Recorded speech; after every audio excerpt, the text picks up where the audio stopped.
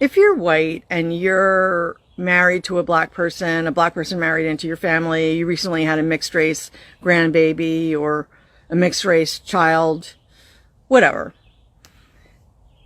It's really important to understand that because we've been taught so much vile shit about black people, that just because you now have proximity to a black person or a mixed race person who's a member of your family who you love dearly, it doesn't mean that that automatically dissolved all of the biases and prejudices and really hateful things we've been taught about black people.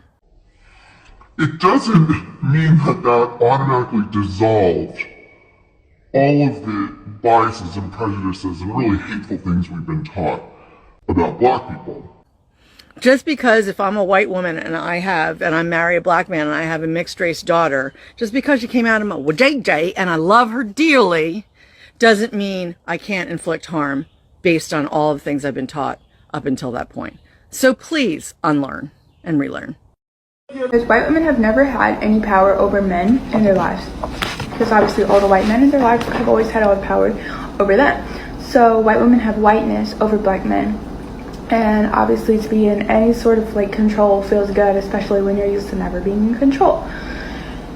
White women feel safe with black men, not only because of the hypermasculinity that they believe black men exhibit, but because of the whiteness and power they hold over black men.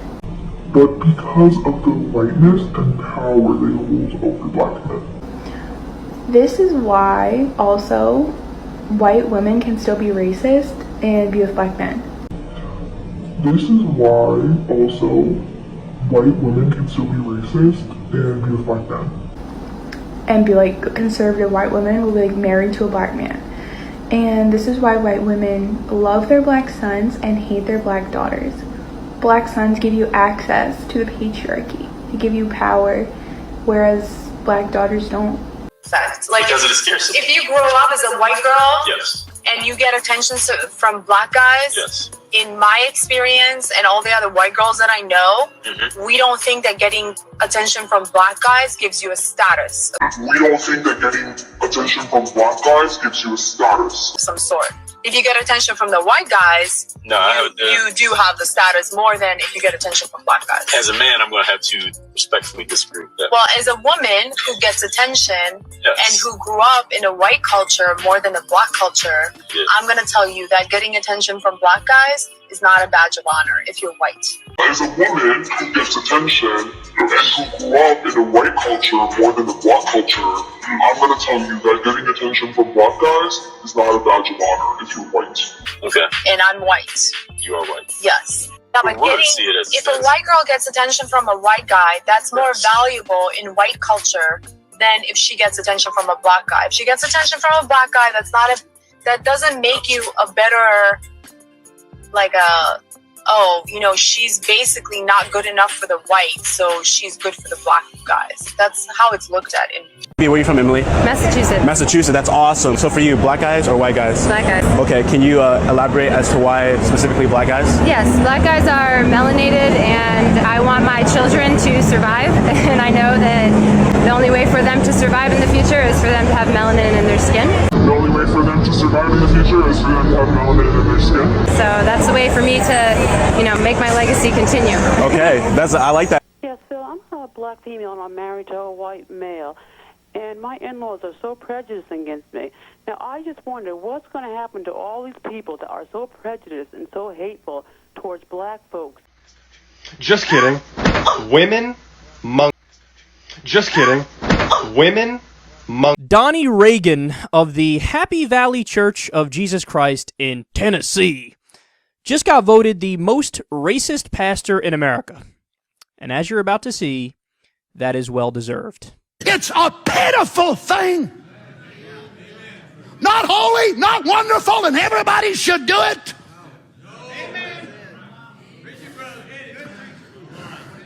Friends, it's worldly. Why is it so many black basketball stars, black football stars, black baseball stars want a white wife? Why?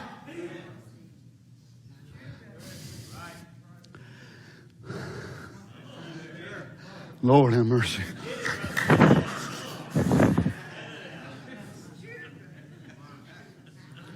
It's another defiance of God's law. It is a worldly way. And then it creeps over into the message. Tell me what's the difference in preaching against bobbed hair, painted face, shorts, all this, that, and other, being worldly, and we let this worldly means come right in, and we're afraid to say one thing about it. And let me tell you right up front, any of you young people, you want to marry a black man, you girls, don't ask me to do it, because I will not. I refuse. I cannot do it with a conscience toward God and look these quotes in the face. You white brothers, you find a black sister, you want to marry an African or whatever more, don't ask Brother Donnie. I'll quit church, suit yourself. I'd rather you quit than me get in trouble with God. Well, glory. Now, I'm going to deal with something for just a few minutes. It's probably going to make some folks mad, but what's new? Now, we realize that there's a move in the message of blacks marrying whites, whites marrying blacks. It's okay. I excuse y'all from saying amen. I wouldn't want you to be committed where anybody would know that y'all stood for the truth. Tell me what a fine cultured, fine Christian colored woman would want her baby to be a mulatto by a white man. No, sir. It's not right. If I was so black in midnight, the only thing that you could see was the whites of my eyes, I'd be just as happy as I was as a white man. I refuse. I cannot do it with a conscience toward God and look these quotes in the face. The dark race, the yellow race, whatever more, stay the way God made them. But I don't believe in marrying, intermarrying. Well, if Brother Branham didn't believe it, he didn't believe it was right, why are we doing it? There's like a fucking caricature out of a bad comedy movie, right? It's like an SNL skit. Like, everybody, preach it, brother. All right now. Well, glory. What's wrong with you people? I was just waiting. I swear to God, they were this close. Somebody in the audience. White power! White power! It's like the Chappelle skit. Like, we're laughing and stuff, but that's fucked up stuff, man. So, this racism is killing me inside. First of all, you know when they lost me? In the first clip, within the first, 3 seconds when he said the word colored. You're already done. Like, any smart person already shut their ears off and said, something stupid's coming out. Let's tune out now. And high-breeding. None of this high-breeding stuff around these parts. So, he's talking at the end there about, this is a defiance of God's law. Okay. So is eating shellfish. Have you done that? I'm sure you have. You never had shrimp, crab, lobster? You should kill yourself if that happened, or have somebody kill you because you defied God's law. Eating pork, same thing. Have you ever had that? You ever had bacon? Yeah, seriously, if you ever had that, okay, you defied God's law. You ever worked on Sunday? Well, look at that. You're working right now. That's Sunday. And you're talking at church. You need to kill yourself. You're defying God's law. And also, that's a really, a well-kept man. He's clean-shaven and everything. Another death sentence for you. Your hair's not long either, but it says right there in the Bible that you're never allowed to cut your hair, you're not allowed to shave. And the penalty is death if you do it. Well, you did those things, so you gotta die. You're the one that's telling me the Bible is exactly right, so you can't tell me the Bible's exactly right in this part, but then ignore that part, because then you're a fucking hypocrite. Is that what you are? Do you want to be a hypocrite, or do you want to believe in God's law? I don't believe in the defiance of God's law. And also, you're wearing a nice suit there. It's a little shiny, and I know if something's shiny, it's not just one pure fabric. If you wear a mix of two different fabrics, that's an abomination in the eyes of God, and you should be killed. How about your wife? Are you married? You're married, right? Every time your wife gets her period, do you make her sleep outside on the front lawn in a tent? Because that's also in the Bible. That's in Leviticus. You're not allowed to touch your wife, see your wife, or be in the same place as your wife when she has her period, because it's not clean. Are you following the laws or are you not, dude? And the final point I'll make here, man, he admitted right there at the end that he's against things that are worldly. Makeup on your face and looking good and having fun in these worldly things. Well, thank you for admitting that you're against worldly things, because all that exists is worldly things. That's all we know of. Okay, so I don't know about you. I'm going to enjoy my time while I'm here. I'm going to, do what I want to do as long as I'm not hurting anybody else. I'm going to define my worth and my value and try to fulfill myself in a way that actually makes sense, as opposed to delaying gratification based on arbitrary rules and wait for a second life, which is never going to fucking come. But if you want to admit that you're against worldly things, thank you for handing the debate over and the philosophical argument over to us so that we can destroy you. Find it in the Bible. That's just like getting tattoos. Find it in the Bible. It is.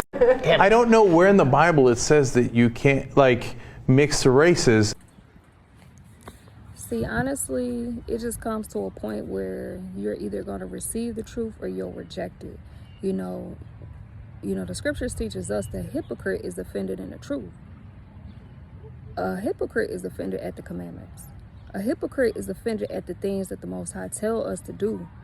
And in their spirit within them is contrary to what the Most High is saying. That's a hypocrite. That's somebody that don't want to abide by the laws that the Most High gave us. Don't want to keep his commandments. Want to do his own thing, her own thing, and whatsoever pleases the flesh. But we was given commandments, and I'll just get it in the precepts. It was a lot of truth spoken in this video, and it is against the Most High for interracial marriages. The children of Israel is not supposed to be doing that. See, there are many accounts in the Bible that the Most High, he is against interracial marriages. The children of Israel are to marry within their nation of people, specifically within their tribe. So this is Number chapters 36 and verse 8. Every daughter who inherits land in any Israelite tribe must marry someone in her father's tribal clan, so that every Israelite will possess the inheritance of their ancestors. So, as an Israelite woman marrying outside your nationality, you literally are doing away with your inheritance. Your children won't receive the inheritance of your father. This is off. We're not supposed to be doing this. You literally will not receive an inheritance by doing such. And not only that, you are cutting off your nation of people by doing so, because we know that pedigree is declared in the father. And so if you go off and you marry a so-called white man or any other nationality of people other than your own people, you basically are increasing their inheritance and you're taking away from your own, which is another form. It's literally self-hatred, because you're cutting off your people. Not only are you cutting off yourself, your children inheritance, but you're cutting off your people as well. Verse 9, no inheritance may pass from one tribe to another, for each Israelite tribe is to keep the land it inherits. So specifically, it's even telling us, to marry within our tribes, to even be more specific. So we know, if the word is teaching us that, we know good and well we're not supposed to be marrying outside our nationality of people. You see, so this is in the law. You can't ignore this. This is in the law. It's in the law that we're not supposed to be marrying off into other nations of people. This is Tobit 4:12-13, and say, be aware of all whoredom, my son, and chiefly take a wife of thy seed of thy fathers, and take not a strange woman to wife, which is not of thy father's tribe. For we are the children of the prophets Noah, Abraham, Isaac, and Jacob. Remember, my son, that our fathers from the beginning, even that they all married wives of their own kindred, and were blessed in their children, and in their seed shall inherit the land. Now therefore, my son, love thy brethren, and despise not in thine heart thy brethren, thy sons and daughters of thy people, and not taking a wife of them, for in pride and destruction and much trouble, and in lewdness is decay and great want, for lewdness is the mother of famine. So that's just reiterating, commanding us to marry within our nation of people, to marry within our nationality, and not to go off into interracial marriages. And that's, again, a form of literally self-hatred. It said, despise not thy people, thy sons and daughters. So like, we're not supposed to be hating our own people. Like, it shouldn't be a grievous thing for us to marry within our own nationality of people. It literally is a form of self-hatred still, you know, and it's also kind of a form of Stockholm syndrome. How do you fall in love with the one who oppressed you? The nationality of people that oppressed you. How do you fall in love with them people? How do you look at these people as greater than your people? Like, and a lot of people get offended about interracial marriages, but it is what it is. The Most High, He is against it. He declared it. It's in His word. It's in the law, and that's just what it is. And it say, and I'm paraphrasing it, but he who turns his ear from hearing the law of the Lord, even his prayers shall be an abomination. We can't just hear the commandments of the Most High, but we have to apply them and do them in our own lives, in every aspect to the best of our abilities, by keeping His law, statutes, and commandments. And this is Deuteronomy 7:1-3. It say, when the Lord your God brings you into the land you are entering to possess and drive out before you many nations, the Hittites, the Girgashites, the Amorites, Canaanites, Perizzites, Hivites, Jebusites, 7 nations larger and stronger than you. And when the Lord your God has delivered them over to you, and you have defeated them, then you must destroy them totally. Make no treaty with them, and show them no mercy. Do not intermarry with them. Do not give your daughters to their sons, or take their daughters for your sons, for they will turn your children away from following me to serve other gods, and the Lord's anger will burn against you and will quickly destroy you. So that's in the law again. Most High is reiterating again, we're not to be intermingling, intermarrying, interracial marriages with these nations, these other nations, nationality of people, these heathen nations. We are to stay within our own nationality, specifically within our own tribe. There is many more precepts, Nehemiah, Ezra, and so on and so forth throughout the Bible that is totally against interracial marriages. So I don't deem this pastor as being racist in regards to interracial marriages. He is absolutely correct. The Most High, He is against it. This displeases the Most High. The children of Israel is not supposed to do this.